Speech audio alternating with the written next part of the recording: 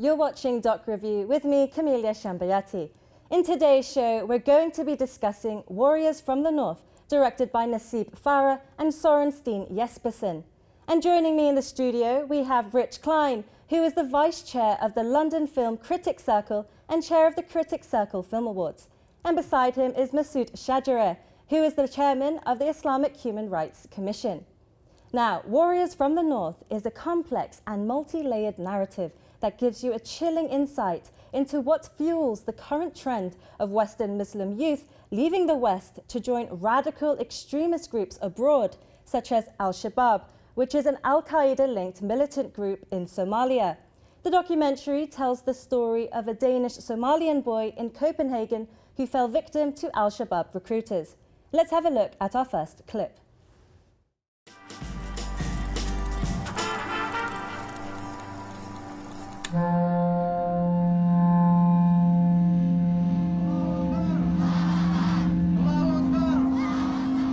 We were young men in our early 20s. We missed action. I was very attracted by being able to do something and stop being just one of them who's looked down on, you know. And now Mohammed's in Somalia. He's a warrior for Al-Shabab. His father, Abukar, is afraid that his son will also become a suicide bomber. انت جوا مسكحتك بدلين سيدي وحقك وآذي حق مركي تجينا مسكحتك سي بدلين نحن شباب الذي الإرهابي. I specifically invite the youth to either fight in the West or join their brothers in the fronts of jihad. I joined Al-Shabab because I had nothing else to do or nothing left for it but to join. We were a true group. We felt that Al-Shabab showed us respect. I'd never experienced respect like that before. dadkii ku dhalayna meesha joogan waa ku baahan yihiin soo naqay ku dheen tapanimo intayihim istakodo mahadolista anaga nafteen raali mukunihi inaan meesha iska jiro sababta meeshaas ninkii iska jiro si loo joogo waa iska dhiman karaa haddii la rabo waa iska dhiman karaa. This is Abdi, my friend from Copenhagen. He's standing right there in the front row. It could have been me, you know?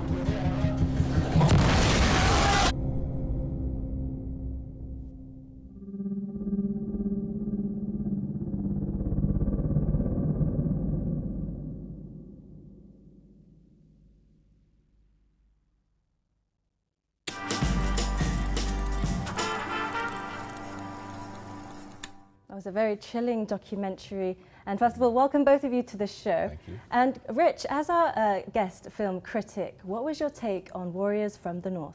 Well, it's really, really well made, and it's got that kind of Danish filmmaking sheen to it. Beautifully shot, very clever use of archival footage and stills, and I mean they make a lot of use of videotape that they get of these warriors, kind of So-called really warriors, chilling, yes. really chilling videotapes. And but then there's also a lot of footage shot in Copenhagen that's very beautifully shot, very cleverly put together. It's only an hour long. It's a short documentary, so it's not really a kind of comprehensive look at this situation. It's a very specific story about these specific people in their situation, even though it does have references to the larger story. And for our viewers who haven't seen the film, in a nutshell, could you just briefly describe what it's about? Basically, it centers on this man who calls himself the Shadow because he doesn't want to be identified. So you only see him as a shadow on screen, just his silhouette.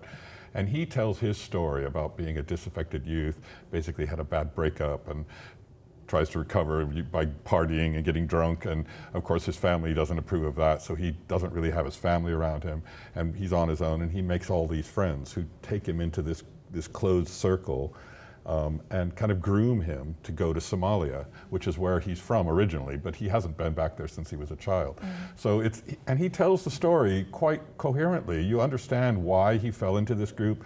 He loves the camaraderie of these other men, and then that group dissolved, but some of the men went to Somalia. And we'll actually touch more on that. And that's where the film veers. It follows one of his friends who has disappeared in Somalia, and the friend's father is trying to find him there. So you get that parallel story of the father trying to find his son.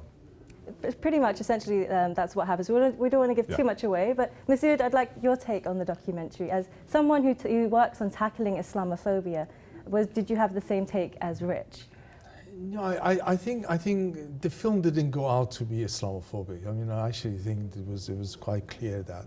But I think the environment and the way that the whole thing is within our society, it really came out that way because, you know, as the film was about the franchise sort of youth, getting involved and doing something which is unsavory, you know, to say the least.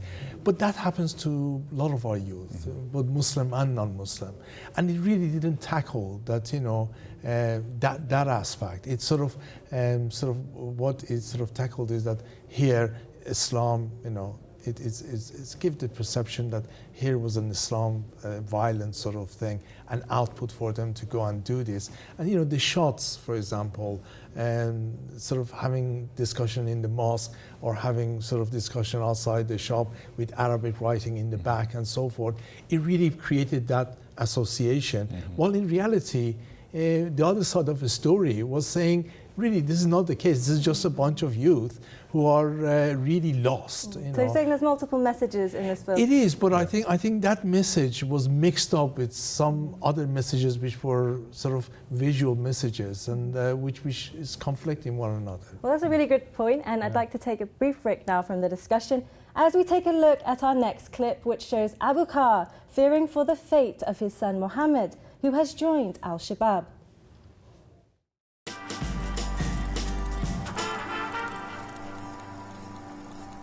Hello. Hello.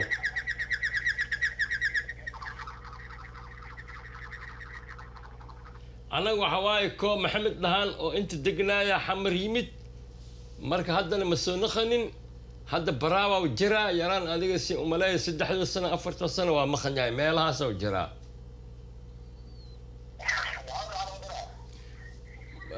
maxamed waxaa la dhahaa maxamed abukar maxamed reer faqay waaye yaarkeega waaye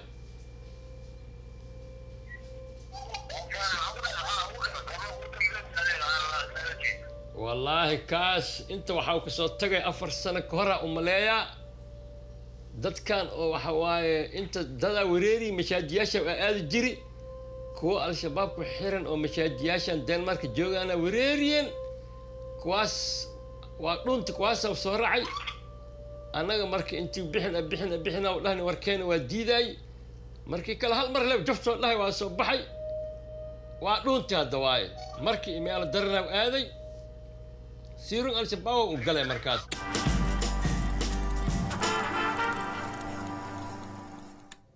That was quite a heartbreaking scene in the documentary, and that was Abu Bakr, the father of Mohammed, who fled to Somalia.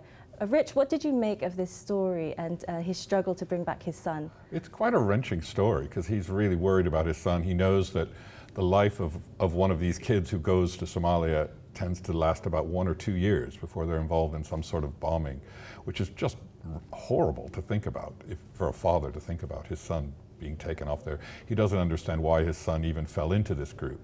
Yeah, it's pretty wrenching. It's very intense. And also the Shadow, the other character, who was a good friend of Mohammed, so is talking about his friend who's just gone and he doesn't know what's happened to him. And I think one of the interesting points about this father figure, who probably represents the voice of all the parents struggling to bring back their children who are lost to extremist groups, is that the father is nothing like his son. And I think many people might be surprised to see that usually the idea is that the children become radicalized by their parents. But this isn't the case, is it, Masood? No, I think this is where I think the documentary failed. Although it was giving messages that strengthened that, but it failed to actually say that, you know, this conveyor belt sort of that is sort of usually talked by British government and other governments, that, you know, people start one side and then eventually they become radicalized at the end, which is being disputed by all academics and indeed by intelligence services, but it still is being pushed as a basis of our anti-terrorism sort of strategy. It's not factual, it's actually false. And, you know, this guy if anything, was quite a misguided group of people, very alienated, all of them, and out of boredom and alienation of where they were actually dragged into that arena, and this was. It was a fact, but wasn't really strengthened. But this documentary surely, sorry to interrupt, but this documentary surely is about the personal stories of the individuals, not so much addressing the politics of the situation.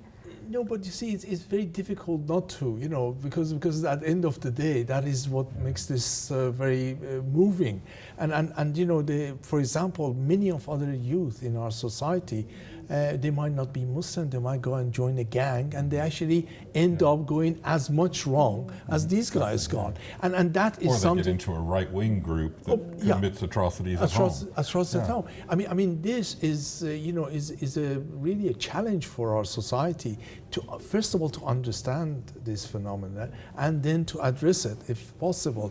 And this is sort of did not actually breach that. Look, these youth, although they got involved in this thing, but they were no different to other youth in the society who gets misguided and out of boredom and out of nothing to do, of the fact that they're, you know, I mean, he was saying, they were saying that was a group of them coming together, it was a family for them. So there was something really lacking in the society. Rich, would you agree with Masood, what he's saying there, that this documentary should have given more context to what's happening? I mean, I think since it's just a 1-hour documentary, it's very short. And I think they were specifically trying to tell this one story. But they do bring in stories from other people. They have the one, there's the extensive video clips of the boy who went from the UK to Somalia, and then he got out of Al-Shabab. And I wish they had replaced that story with another story of someone in Denmark who found the family in his mosque and didn't, you know, and found what he was missing. You know, and I thought that was what was missing in the film, was the story of someone who found the positive side of Islam, the peaceful side, and, you know, and didn't succumb to violence, which isn't really part of Islam. Well, and the film does make that clear. It makes it clear that this violence and these kind of, you know, bombers are not actually Islamic. That's not part of Islam. I think that's a really important point that you make that point, and I'm afraid we'll just have to pause it just for now as we take a look at our next clip from the documentary Warriors from the North, which sheds light on what draws young Somalis to flee Western countries and fight for Al-Shabab.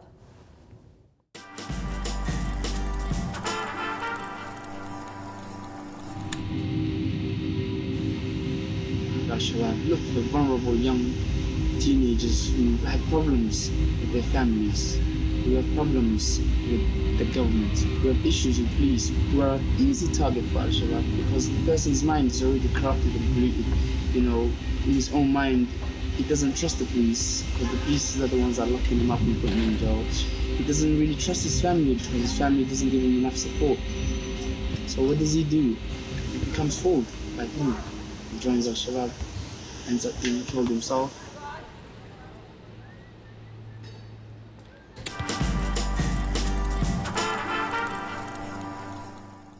You really get a sense of how alienated and isolated these young Somalis feel in Denmark. Rich, do you think this documentary was successful in outlining the reasons why these young Danish Somalis go and fight for Al-Shabaab? It kind of hints at the situation in Europe, where young Somali teenagers are treated like outsiders, so they don't feel like they belong in the society where they've grown up. And these young men have grown up in Denmark, but they don't feel Danish. And they don't really feel Somalian either because they never lived there, really. So they feel like they don't have any home. And it does really convey that idea. I don't know what's the answer to that. We need to have more open societies that accept people. And maybe the trick is to target prejudice and these ideas that the general public have that marginalize groups of people. But that happens on every level of society, not just ethnically. And yeah, no, of course. I saw you nodding your head there, Masood. Would you agree with what Rich just said? Yes, I think, our society is much more complicated than one issue results in one thing. You know, it's not as simple as that. Alienation is one aspect, and the other aspect is that these are the youth who some of them came across the way that they were being interviewed. They were concerned about injustices around the world, and they wanted to do something about it, which is a very amicable feeling to have. But instead of that feeling being strengthened and supported in a right way of addressing those things, the only thing they could find was actually going and being recruited by these guys. And that is actually a failure that I see in our society day in, day out. And indeed, the government policies and so forth exaggerate this. And the reality is that they're forcing us not to be political, not to address these issues, not to talk. The elephant in the room is being ignored. And the reality is that these youth, and indeed the other youth, are not given the right tools to be, activists in a real sense for the right things, for the right reason, and with the right tools. And if you remove that from any youth, you're actually leaving open very negative aspect to sneak in, because youth want to do something, they want to be part of a solution, and I think we're failing them in that way. And the other aspect is that we are giving wrong messages as a society. We actually tell, through our policies overseas and things, we are actually giving a message that end justifies the means. And that message ultimately is a terrorist justification. And if we give that message could be interpreted and used in other arenas, and people go towards these sort of extreme ways of addressing something which is very, very noble. And Rich, I get the sense from this documentary that the filmmakers are trying to, while not necessarily directly sympathize with the recruits, and at the same time they're condemning and showing how horrific their crimes are. Are you getting that sense that the recruits are victims in their own right as well? Yeah, the film clearly presents them as victims. It presents them as good children who have been brainwashed and kind of convinced that this is the way that they should act and what they should do. There's definitely a sense that it's presenting them as it's not their fault. There's 16-year-olds who have been convinced that what they're doing is the right thing to do, and it does. I mean, our discussion is going way beyond the material in the film, because it is a short film and it is very concentrated on this very specific and that's a merit to the film, because it raises many serious questions. It causes you to think about these things that it doesn't really address, and that's quite important. And we're going to talk about sort of the vulnerability issue of these recruits in our next clip, as we take a look at our final clip now from the documentary Warriors from the North, which shows the story of why a young ex-Al-Shabab militant fighter left the group.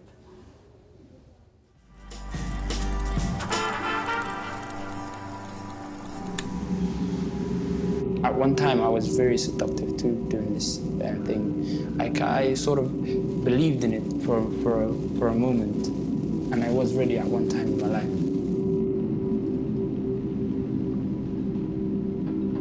I used to think that killing is okay, that, wrapping yourself up with suicide bomb, exploding yourself in the midst of 10,000 people or something was okay. Until I got to a certain level, and I saw that it was wrong. Endless, non-stop killing for no reason. When I saw more civilians dying than actual soldiers here in Somalia, that's when I stopped being Al-Shabab. I wish there's something I can do to stop from all these other kids from getting fooled by the same way I got fooled, being tricked into this endless killing non-stop. I want to change.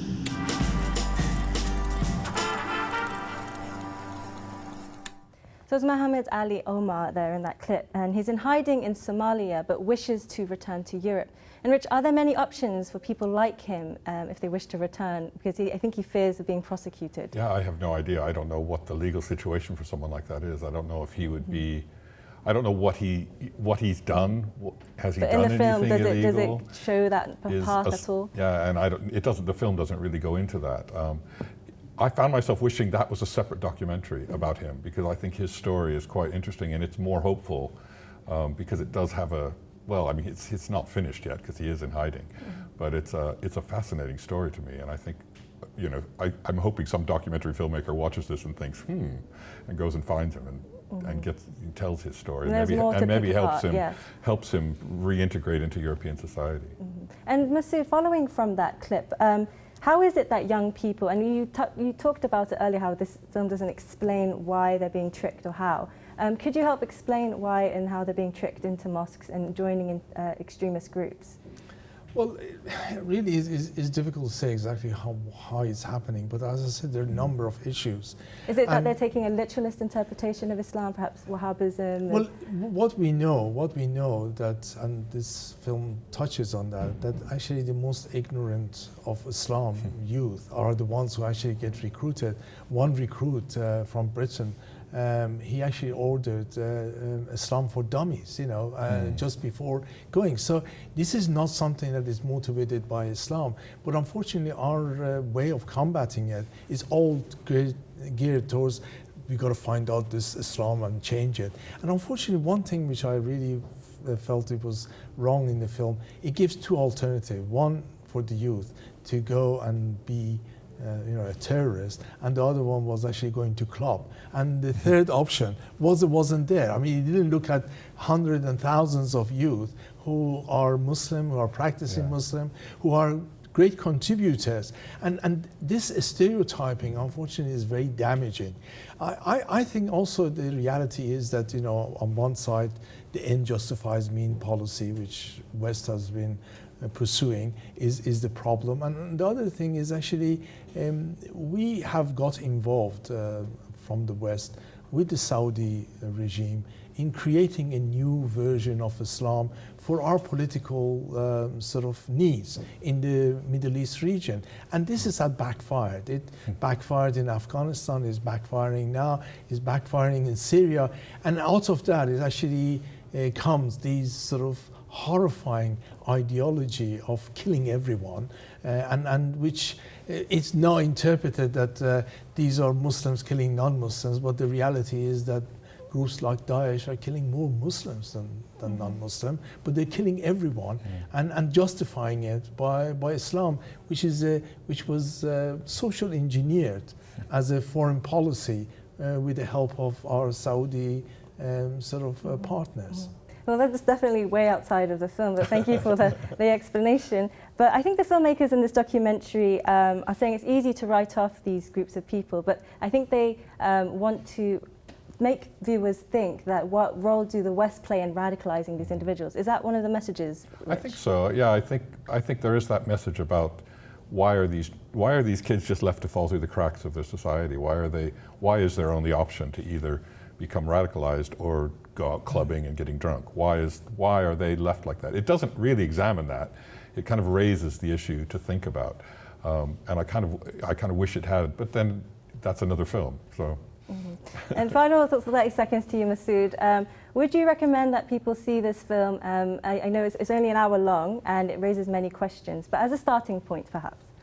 I do, but I say again, some of the visuals conflicted with the messages it was given. So, different people could watch it and come up with different things. I could imagine very clearly some Islamophobes and extreme right will see it, and it will be justification for all their visions. So it's open to interpretation, I guess. I'm not sure about that, 'cause it does come out fairly strongly about how immoral the actions of these suicide bombings are. I'm sorry, gentlemen, we'll have to leave it there, but we could keep talking all day. And that's it for this episode of Doc Review. Thanks for tuning in. And make sure you follow us on Twitter and Facebook, where you can find us on @DocReviewShow. And do let us know your views on today's film, and you can even suggest a documentary that you would like us to review. I've been Camelia Shambayati, and see you on the next episode of Doc Review.